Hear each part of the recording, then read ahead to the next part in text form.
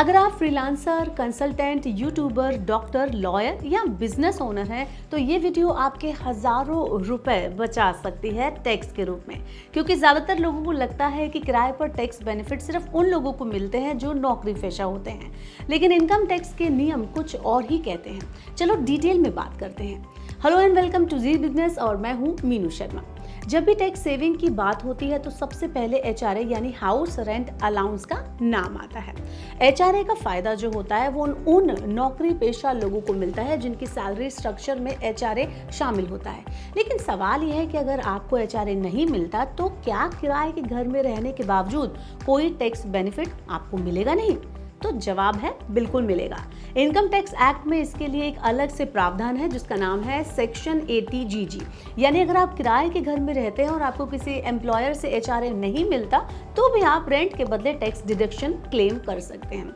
लेकिन यह एक इम्पॉर्टेंट चीज आपको समझनी होगी कि ये फायदा सिर्फ ओल्ड टैक्स रिजीम चुनने वालों को मिलता है। अगर आपने न्यू टैक्स रिजीम चुना हुआ है तो सेक्शन 80GG का डिडक्शन क्लेम आप नहीं कर सकते हैं।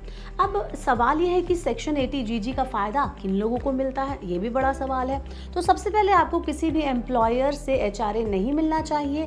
दूसरा, आप जिस घर में रह रहे हो उसका नियमित किराया आपको देना होता है। तीसरा है, जिस शहर में आप रहते हैं या काम करते हैं वहाँ आपके नाम या पत्नी के नाम, आपके माइनर चाइल्ड के नाम या एचओएफ नाम पर कोई रेजिडेंशियल प्रॉपर्टी नहीं होनी चाहिए। यानी आप उसी शहर में आपके नाम पर घर नहीं होना चाहिए, तभी आपको फायदा मिलेगा।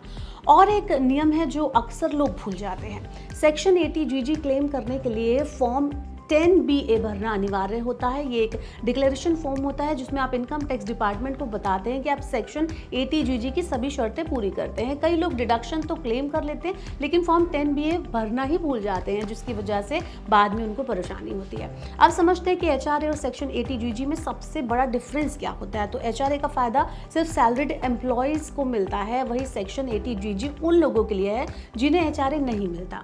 एचआरए से मिलने वाली टैक्स एग्जम्पशन आपकी सैलरी, सिटी और रेंट के हिसाब से काफी ज्यादा हो सकती है, लेकिन सेक्शन 80GG में डिडक्शन की एक मैक्सिमम लिमिट तय होती है और वो है 60,000 रुपए सालाना, यानी कि 5,000 रुपए पर मंथ। अब सबसे इंपॉर्टेंट सवाल, कितना डिडक्शन मिलेगा? तो यहाँ कई लोग गलती कर जाते हैं।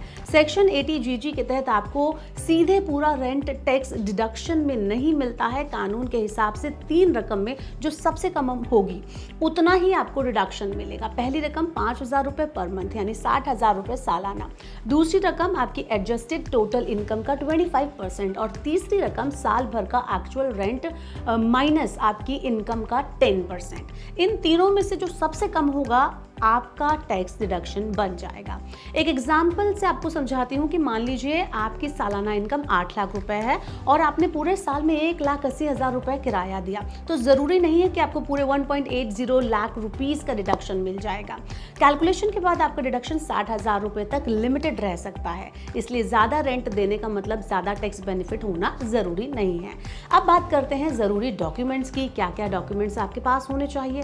तो अगर आप सेक्शन 80GG क्लेम करना चाहते हैं तो आपके पास कुछ डॉक्यूमेंट्स होने जरूरी हैं। रेंट एग्रीमेंट या lease deed, rent receipt, bank statement या payment record, UPI, net banking या ऑनलाइन ट्रांसफर का प्रूफ, और अगर सालाना किराया 1 लाख रुपए से ज्यादा है तो मकान मालिक का पैन नंबर भी आपको देना जरूरी है।